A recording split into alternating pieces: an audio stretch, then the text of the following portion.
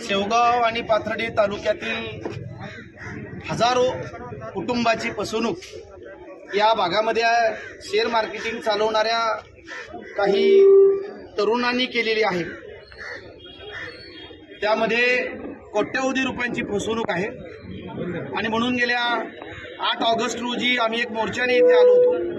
Police station गुन्हा दाखल करून घेत नव्हते, परंतु 8 तारखेच्या मोर्चानंतर इथं अनेक गुन्हे दाखल करू लागलेत, तक्रार अर्ज घ्यायला लागलेत। आज पुन्हा एकदा तालुक्यातील हजारो कुटुंब प्रतिनिधी या ठिकाणी मोर्चानं पोलीस स्टेशनवरती आलेले आहेत। आमची मागणी आहे की त्यांना तात्काळ अटक झाली पाहिजे, त्यांच्या मालमत्ता जप्त झाल्या पाहिजे, त्यांनी त्यांच्या मालमत्ता दुसऱ्याच्या नावावर केल्या असतील तर त्या सील केल्या पाहिजे, त्यांना पळून जाण्यासाठी ज्यांनी मदत केली असेल त्यांनाही सहआरोपी केले पाहिजे।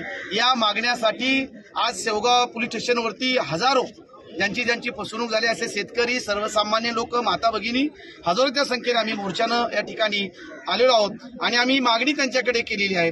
आता पोलीस निरीक्षकांनी देखील आमचा तपास योग्य दिशेनं चालू आहे आणि आम्ही लवकरात लवकर सगळ्यांना अटक करू आणि या सर्व फसवणूक झालेल्यांची आम्ही त्यांना न्याय देऊ अशी भूमिका त्यांनी या ठिकाणी मांडलेली आहे। मी या निमित्ताने ज्यांची फसवणूक झाली त्यांना एवढंच सांगू इच्छितो की आपल्याला बाहेर यावं लागणार आहे, आपल्याला तक्रारी दाखल करावी लागणार आहेत आणि जोपर्यंत आपला गुंतवलेला घामाचा कष्टाचा पैन मिळत नाही तोपर्यंत हा लढा आपल्याला निकराने लढावा लागणार आहे आणि ते लढण्यासाठी मी आणि माझे सगळे सहकारी तालुक्यातल्या फसवणूक झालेल्या जनतेबरोबर असणार आहोत। सख्त मागे बढो, फसवणूक करणाऱ्यांना अटक। आता पेरने सांगितलं का स्वतंत्र गुन्हे दाखल करता येत नाही। आमची मागणी आहे की आमच्या स्वतंत्र तक्रारी घ्या। वेगवेगळ्या गावातले लोक आहेत, त्याच्यातली परिस्थिती वेगवेगळी आहे, पैसा वेगवेगळा गुंतवला आहेत आणि स्वतंत्र फिर्याद दाखल करून घ्यायला अडचण नाही, परंतु ते म्हणतात की आम्हाला घेता येत नाही। आमची मागणी आहे की स्वतंत्र फिर्याद दाखल करा।